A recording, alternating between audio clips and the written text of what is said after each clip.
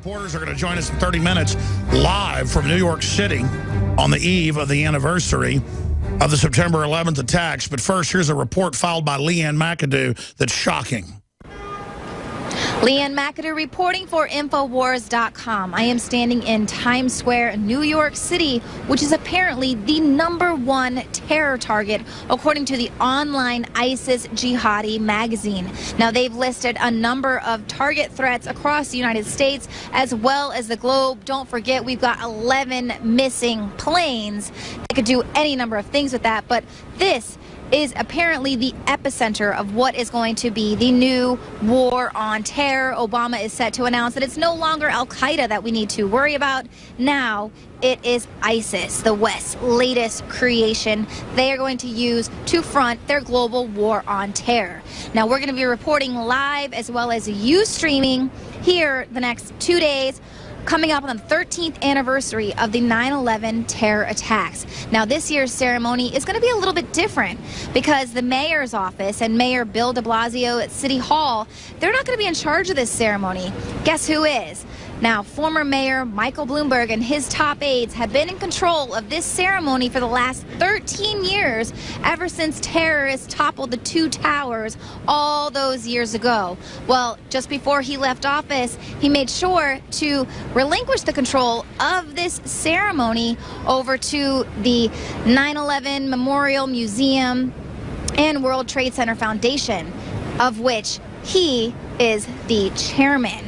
Now, we all know about Bloomberg. He is the ultimate nanny. He wants to control the size of soda that people here in New York can drink. He wants to control how the people of New York City can exercise their Second Amendment. So, of course, he wants to make sure that he can continue exercising control over the official narrative surrounding 9/11. Now, one of the ways he's going to do that is by controlling who has access to the plaza. This year, it's going to be closed off to the public. The only people who will be invited in are family members of the victims of 9/11, as well as politicians who've been invited in years past. That's it. Not on the invite list, once again this year, and it's a source of protest, basically, are the first responders. The first responders are not invited. Shouldn't this be a ceremony to not only remember the fallen of 9/11, but also those who risked their lives as first responders, who were able to save so many more lives because of them putting themselves on the line? These people are not invited. Is that because Bloomberg is concerned that they're going to cause a ruckus, saying, well, what about all those explosions that we heard there on 9/11? It wasn't just the two planes hitting the towers, but all those anomalies surrounding the boom, boom, boom, as the firefighters described it. But also, could they be there to just draw attention to the fact that the health care that they had to fight for more than a decade to receive is about to run out? That's right. They were just granted this health care in 2010. It's about to run out 2014, 2015. Obviously, these are very hotly contested issues here, just along like issues like the border, which, as we have shown you many times, is wide open. Joe Biggs dressed up as an ISIS jihadist, bringing a head with him across the border. It's wide open. We are vulnerable to a terror attack. These are the things that they do not want you to see. These are the things that they want to control. This is the message they don't want to get out. They want you to see what they want you to see. But that is not what we are going to bring you here at Infowars.com. We are going to bring you what they don't want to show you behind the scenes. Hopefully, we're going to be speaking with some of those first responders, getting their take, seeing how they feel about being forced outside of the plaza. They risked their lives that day. All right, that's a report from Times Square last night. The full report will go up on Infowars.com in the next hour or so. They'll be joining us live in 30 minutes. Renewed hostile actions against United States ships on the high seas and the Gulf of Tonkin have today required me to order the military forces of the United States to take action in reply. Dr. Martin Luther King, the apostle of nonviolence in the civil rights movement, has been shot to death in Memphis, Tennessee. Senator Kennedy has been shot. Is that possible? He still has the gun. The gun is pointed at me right at this moment. Take a hold of his thumb and break it if you have to. We will run a full suicide. We have an explosion and we are defending and we agree. Let's try our best. People calling themselves members of the Weather Underground last night planted bombs in federal office buildings in Washington and Oakland, California. They took the babies out of the incubators and left the children to die on the cold floor. Survivors of the USS Liberty are demanding a congressional investigation into what happened and acknowledgement that the Israeli Air Force bombed a U.S. intelligence Navy ship. The death of bin Laden marks the most significant achievement to date in our nation's effort to defeat al-Qaeda. I'm here to warn people. You keep telling me to shut up. This isn't a game. From the front lines of the information war, it's Alex Jones.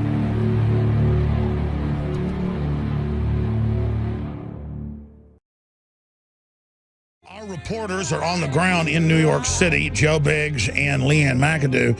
They'll be joining us live from near Ground Zero, that is now a shrine to the end of the Bill of Rights and Constitution, and a shrine to NSA surveillance against the American people and persecution of free speech.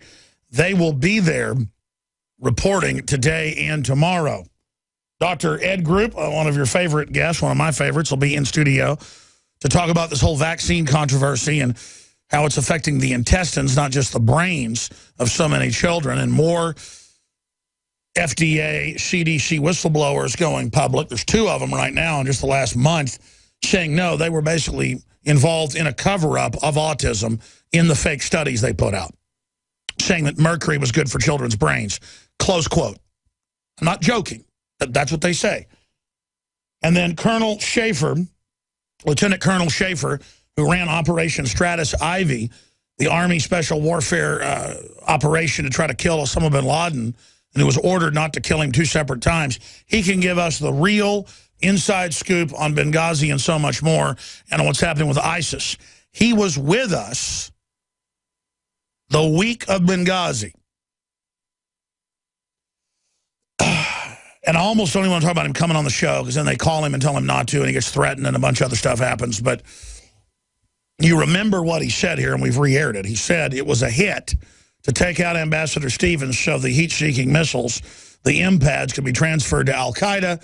You now know them as ISIS. Now top generals have said that on Fox News and CNN. It's been in the Associated Press. We told you years ago, it's now confirmed. It was confirmed when we told you. I have a whole bunch of CIA sources, as you know. Some of them have been on air by name, Tosh Plumley and others. I have Army sources, Navy sources, Marine Corps sources, Secret Service sources, FBI sources. And I don't get my info digitally.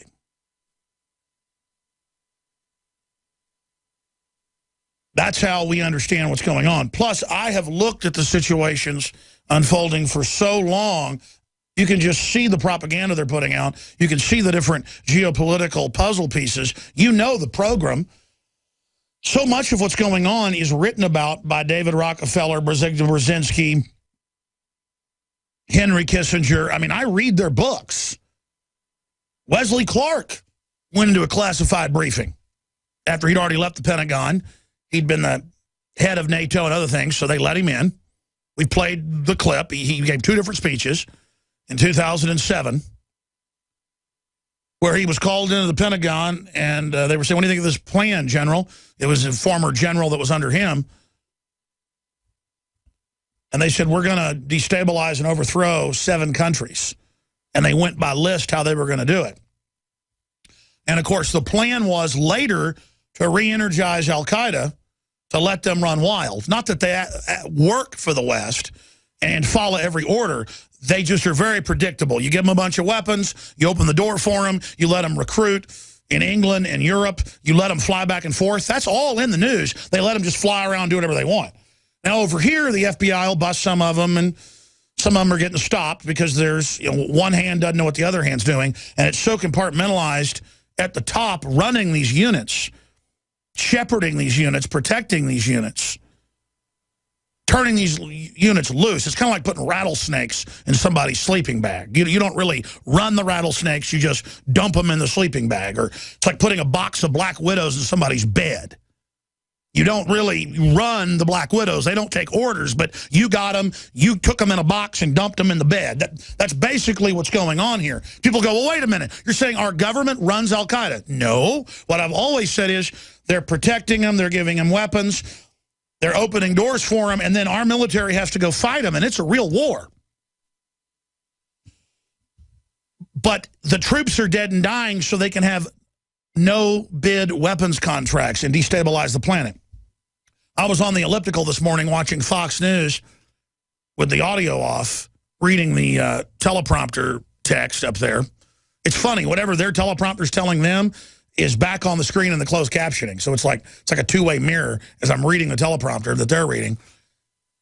And it was the text, and we're going to find the clip and play it later, of Bush in multiple press conferences saying, we've got to stay in Iraq in 2007 because if we don't, al-Qaeda will take over and use it as a base of operations. I know some in Washington would like us to start leaving Iraq now. Begin withdrawing before our commanders tell us we're ready would be dangerous for Iraq, for the region, and for the United States. It would mean surrendering the future of Iraq to al-Qaeda. Hit pause. It would mean surrendering the future of al-Qaeda. And that's true.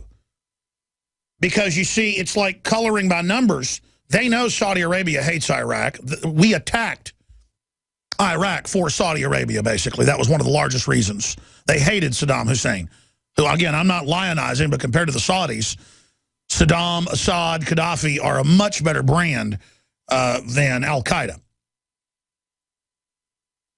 And so if you don't keep control and have a Ba'athist, group that's been kicked out, so you put Shiites basically in a coalition government, if you don't do that, the Sunnis are going to come take over, which is actually a true statement. But here's the problem, George W. Bush. Going and removing Saddam began the destabilization to begin with, and you blamed him for 9/11 when everybody knows, bare minimum, Saudi Arabia was caught with their hand in the cookie jar up to their eyeballs with 15 of the 19 supposed hijackers and financing them. Now, there was a whole other operation going on top of it. We know there were bombs in the buildings. We don't know what really happened. We just know the official story is a fraud. In so many criminal investigations, you don't know who did it. But if you pull up to a scene and there's a dead scientist and his wrists are slit, but there's no blood, you know they didn't die from slitting their wrists. Like Dr. David Kelly, you got killed some other way. And it's now come out he was murdered by the government, basically, in England for saying there were no WMDs in Iraq. So, see, it's the same deal. Do we know exactly who killed Dr. David Kelly? No, we didn't know for the first decade. We just know he'd been murdered and they'd slit his wrist to make it look like he died from slitting his own wrist. But if you find me dead and my wrists are slit and there's no blood, that means I was taken there and I was already dead. It's the same thing on 9/11. You got cops going, they tell us they're blowing up Building 7, get back. We have the video. We're going to play it tomorrow. It's on CNN. They announced the building had fallen, Building 7, before it fell. BBC later admitted they were told it was going to be blown up. I heard and saw on television, but heard on CBS radio, back when they had CBS radio in 2001, they were going to blow up the Solomon Brothers building, known as Building 7. So, again, I don't know exactly what happened. I just have spoken to the police officers that are on that video on CNN saying, get back. And they said, well, the Red Cross came and warned us they were going to blow it up and that they had a countdown. And I heard the countdown. 2 police officers told me, who were on the video, heard the countdown to 10. So that's why they start running and saying, get back. They're going to bring it down. It's going to blow up because they heard the countdown. Now, the media spun it that I was saying the cops had blown it up. I never said that. The cops got a 10-second warning to get back.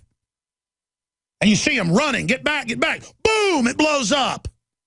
Do I know what happened? No. Are we being lied to? Yes. But they've got this clip of Bush that they're playing all over the news. Oh, this vindicates the whole war. Use some logic here. Going and kicking out Saddam Hussein, who had been in the Stone Age since 1991 with his whole infrastructure bombed, not a threat to anybody in the region. You take him out, it strengthens Iran, it strengthens Saudi Arabia, it strengthens all the other regimes to come in and take over. Oh, and then you got to go back in again to clean them out. And it's an endless war, this endless money pit. What, $5 trillion was the number I saw a few years ago that's been spent in Iraq since 2003? $5 trillion for blaming them for 9/11. When the Saudi Arabians are clearly involved. Let's go back to the clip here. On the eve of Obama announcing bigger operations against ISIS. Don't believe that for a minute. That's coming up tonight. He runs them. He gave them the missiles. This is ridiculous. Let's go back to President Bush in July of 2007. Here it is. That we'd be risking mass killings on a horrific scale. It would mean we allow the terrorists to establish a safe haven in Iraq to replace the one they lost in Afghanistan. It would mean increasing the probability that American troops would have to return at some later date to confront an enemy that is even more dangerous.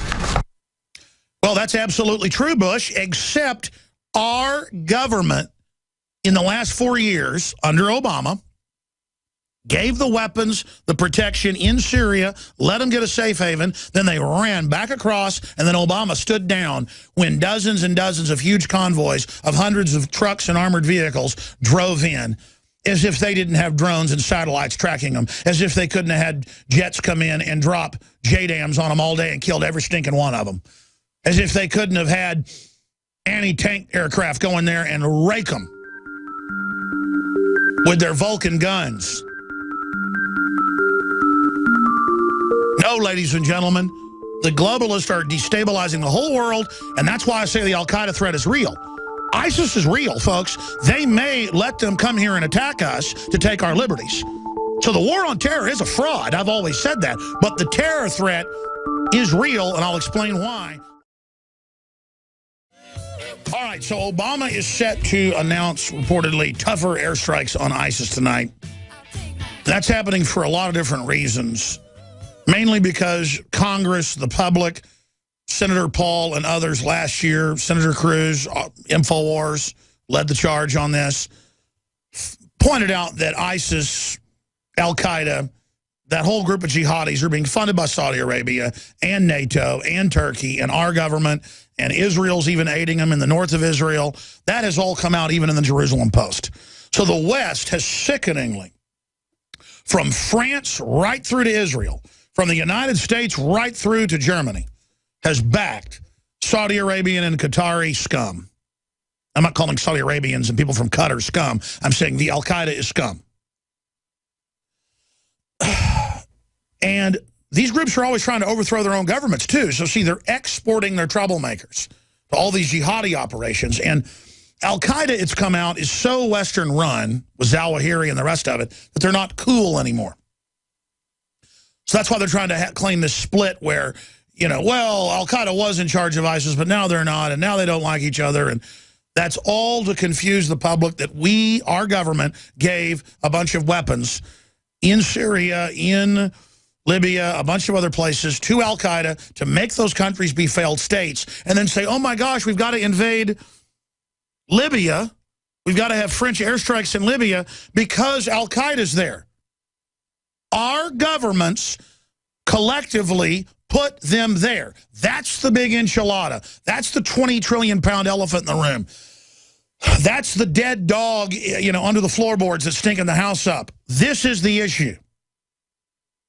And if the governments of the world can get away with this, they can pretty much say 2 + 2 = 100. Now, why am I saying Islamic State's a real threat? It's just like a box of black widows dumped in your neighbor's bed. The black widows don't work for you per se, but you bred them, fed them, got them ready, and went and dumped them in the bed. Why are you dumping them in the bed? To basically run your neighbor out of the house. And then you're offering an extermination service, basically. It's so that they have to come to you for protection. Hey, pay me protection or somebody's going to burn down your grocery store Cicera 1910 New York City Italian Mafia, La Cosa Nostra.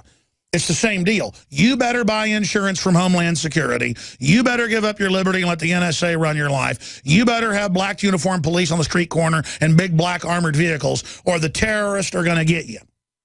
We better not let journalists videotape police, or the terrorists are going to get you. Well, here's the deal. The police state isn't in the interest of the police, of school teachers, of auto mechanics, of oil men. I don't care who you are. In the end, an authoritarian state is not good for the culture. But there are always psychopathic control freaks that gravitate towards positions of power in government and the corporate structure. There's a new study out on it today. And they're dominating those hierarchical systems, and they just have a twisted vision of the world. Now, I told you, we're seeing ISIS stuff pop up at the White House, at Ferguson, Missouri. We are getting chatter from Facebook and Twitter from real groups we've known about for years that are promoting ISIS. Government-connected, Cass Sunstein-type cognitive infiltration groups, COINTELPRO 2.0. I'm seeing real street cred with the trendies and with the liberals and people who just want to be shocking and into something dark, promoting ISIS. And I'm seeing demonstrations in Austin, I sat there with binoculars, I got to be honest, downtown at a friend's house and watched some of this go on just a few weeks ago. Almost called the police with what I saw going on. But it was probably a provocatory action, so I just stayed out of it. There's a lot of chatter, a lot of stuff going on, and we have sources inside that are saying all the other stuff was fake. We're being told, get ready for something real. If we expose it, they may back off. But Voice of America has come out and said ISIS militants use jihad cool to recruit globally. Islamic State extremist group has a phenomenal virtual capacity through social media, and they either get dirt poor goat farmers from the Middle East that can't even hardly tie their shoelaces to go be jihadis, or they get rich trendies and other people from the West to go join them. And here's the big issue, what you're not being told by Voice of America, but that you can see in mainstream news. The British and European governments are letting their jihadis fly back and forth. They're letting them operate, they're letting them recruit, they're letting them garner money to create the clash of civilizations. So that when they do end up attacking, guess who's going to lose their rights? Who do they tell you the last 5 years is #1 terror threat? Not Muslim extremists, gun owners, veterans, the Tea Party. Celebrate the spirit of freedom and liberty upon which our nation was founded at InfoWarsShop.com. Molon Lave is ancient Greek for come and take it. This popular design combines both classic Greek Spartan imagery with modern M16 assault rifles. Now available in women's tees and proudly made in the USA. And now you can protect yourself from corrupt cops with the InfoWars dash cam. It's your car's black box that records all that the driver sees and hears. And introducing the Block It Pocket. It renders your phone undetectable while protecting your private data and your health. Or take back your privacy and protect your personal information by getting your very own Detractor cell phone pouch. So get incredibly high-quality, freedom-based products and help fund the revolution at InfoWarsShop.com.